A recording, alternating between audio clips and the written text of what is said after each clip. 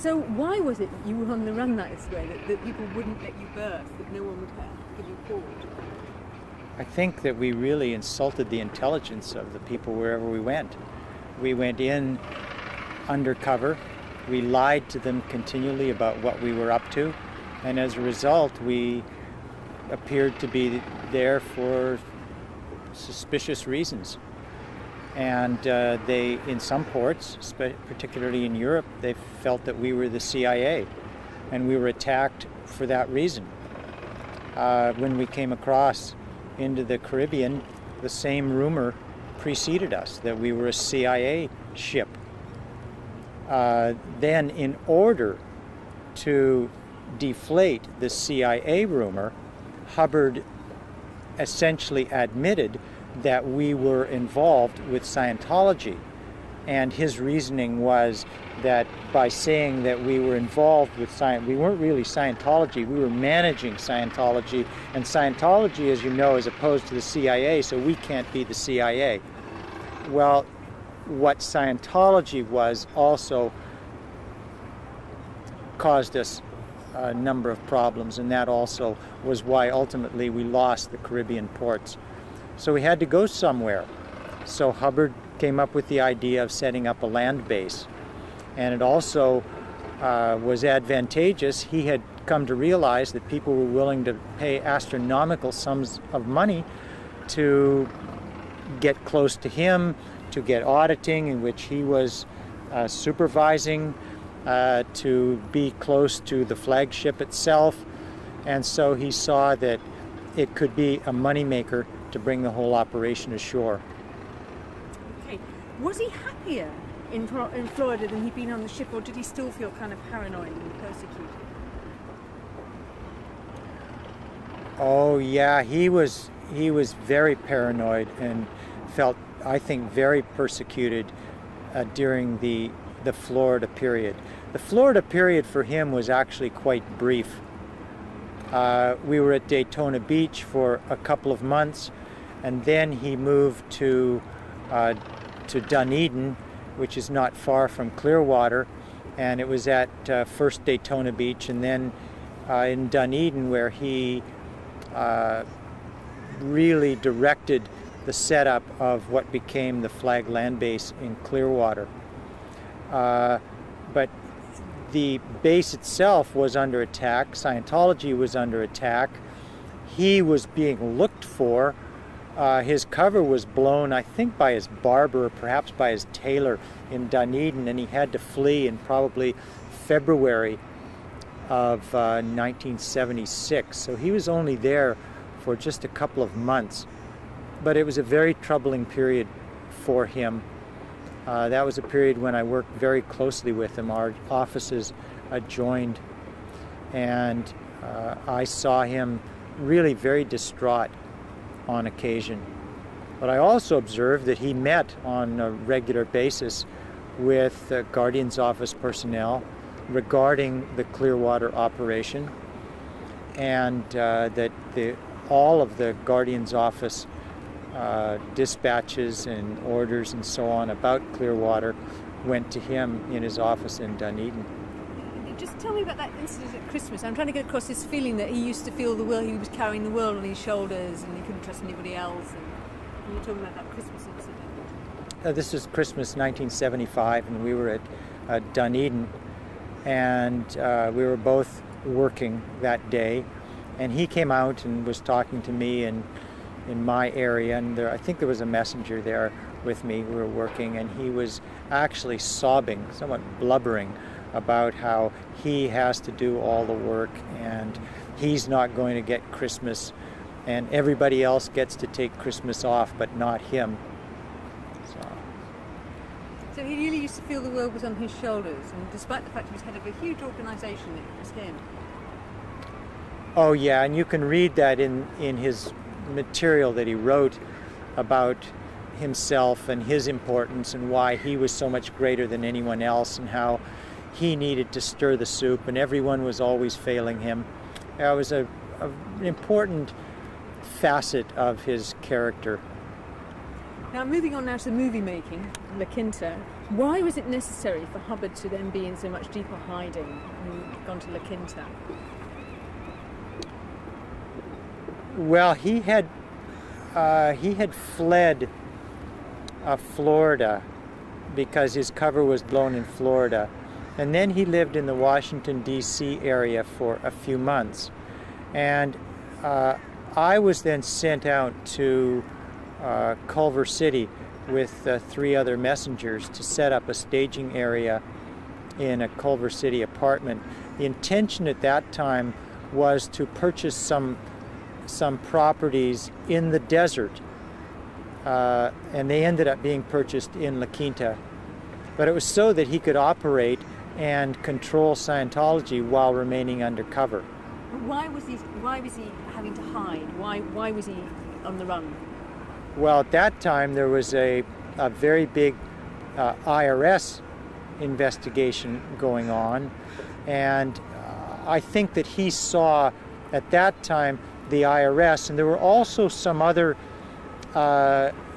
suits that the Guardian's office was involved in, and I don't recall the names of the suits. Maybe Goodrich.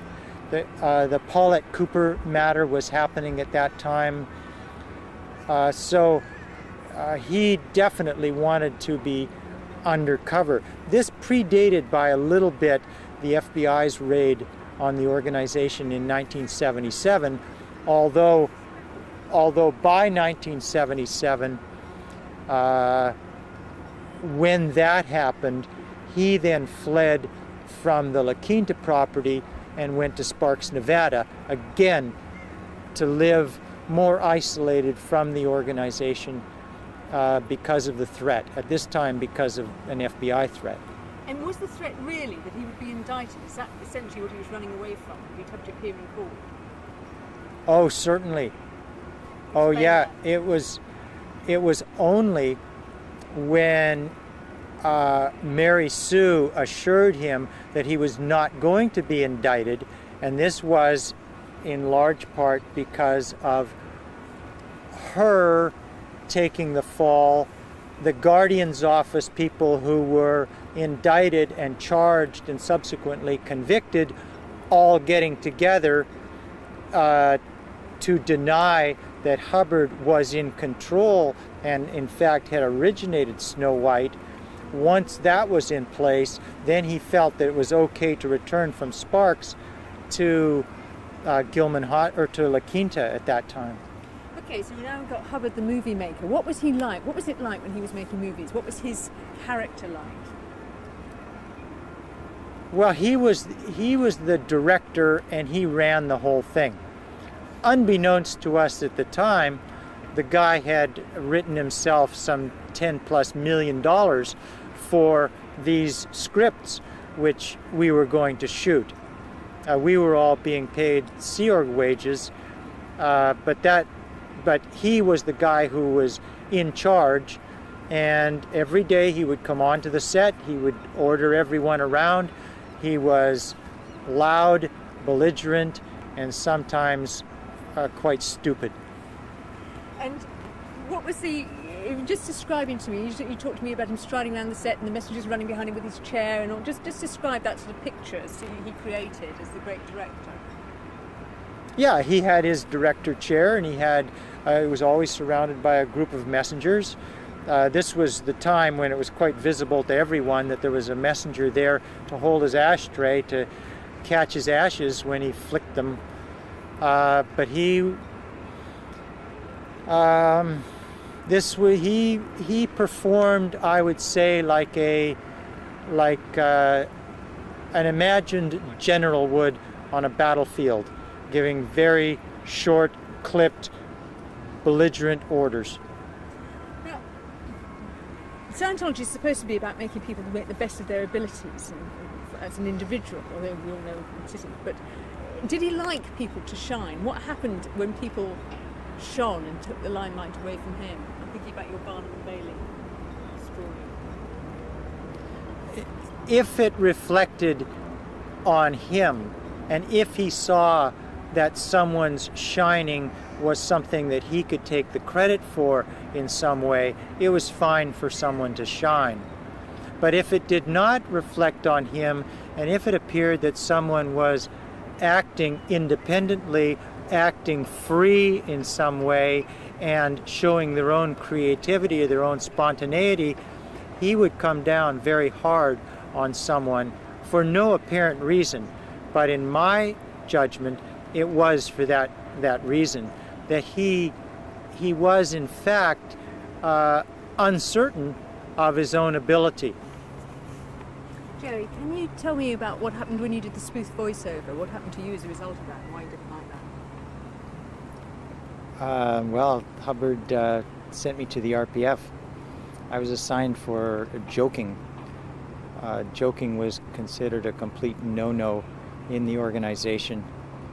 And, I did it in complete innocence. Tell me what you did, because we don't know what you did. Just tell me what you did and then the consequences of it. We were actually filming. This was something to show Hubbard, who was sick at the time. He was sick, and because he was sick, everyone got sent off to train. And at the end of the day, we were doing what he called a training film, just on some aspect of shooting films. And we had a guy set up and set down this camera rather rapidly, and I did the voiceover, and I announced it like a Barnum and Bailey announcer, ladies and gentlemen, sort of thing. And this went up to Hubbard, and he apparently blew his top and assigned the people who were involved in the shot, the director and me and the actor and whoever else there was. There were about 5 or 6 people. All were assigned to the RPF for joking. And what does assigning to the RPF mean for you? What did that actually mean? Well, that stay in the RPF was for 8 months. So that meant that whatever wages I was getting were chopped to a quarter. So I was making maybe $5 a week. And you're not allowed to talk to any of the crew. You have to run everywhere. You get to wear a black boiler suit all the time. And you have to stay in the RPF and do essentially slave labor until someone decides that you're okay to get out. Right. What was Hubbard physically and mentally like at this time? Well, he was sick a lot of the time. He was not physically well. He was obese. He was very overweight. He didn't move very well. He appeared to be in considerable pain. He often had one of his arms in a sling. I think that was following his motorcycle accident, which it never really healed. But generally, he was quite miserable and physically sick. What were his phobias like? Tell me about his phobias and what that meant for everybody. Well, he had phobias about people, and he had phobias about things. He had phobias about dust. He had phobias about smells.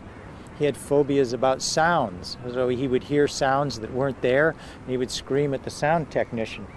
And he would see things that weren't there, and he would scream at the people who were framing the shot. And he would smell smells that weren't there, and he'd have people rinse his clothing some 13 or 15 or however many times. Okay, Gilman. Things got worse by Gilman, didn't they? He was in an even more vulnerable position. Why was he even more at risk at Gilman, and what did this necessitate?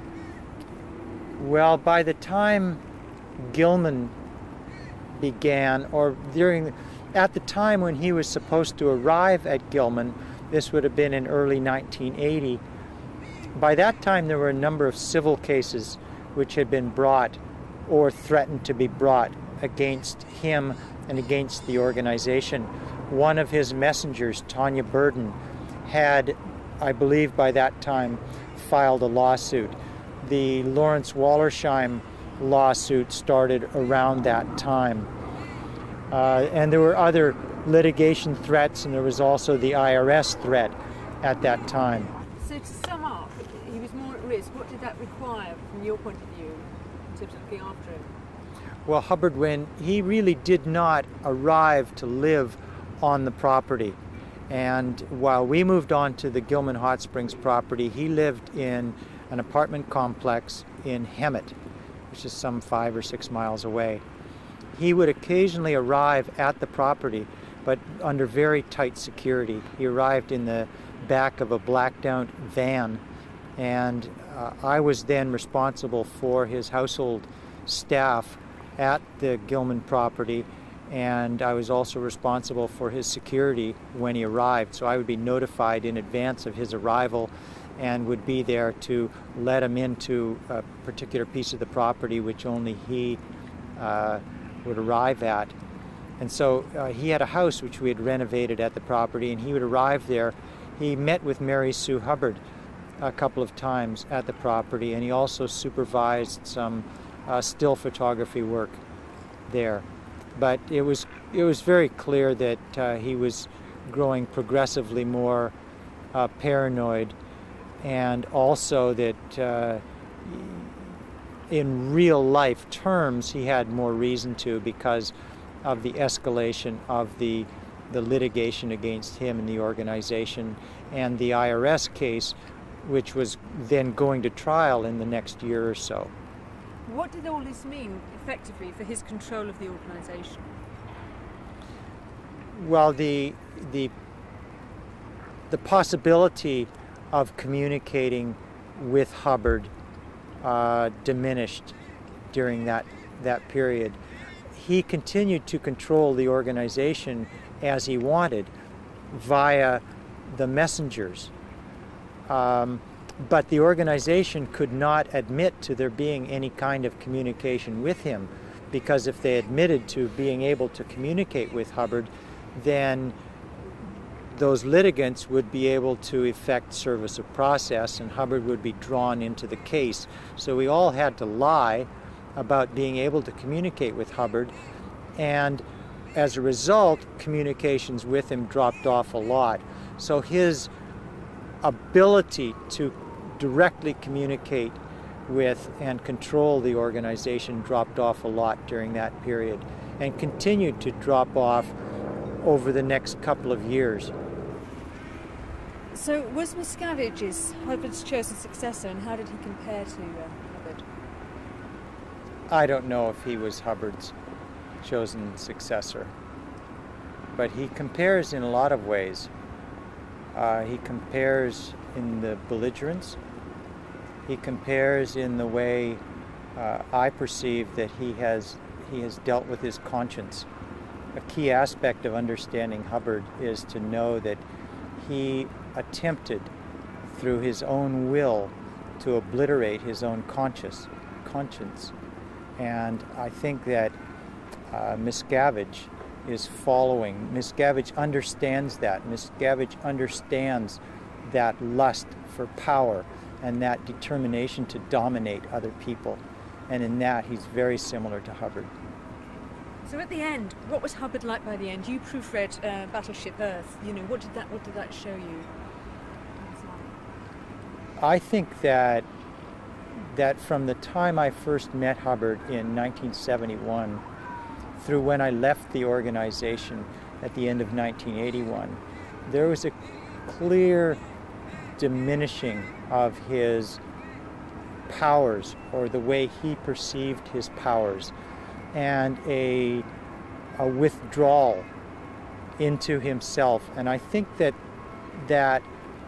the fact that he devoted much of his final years to writing what is really quite childish science fiction shows that he had regressed into himself, and indeed into his childhood, into his early years as a science fiction writer.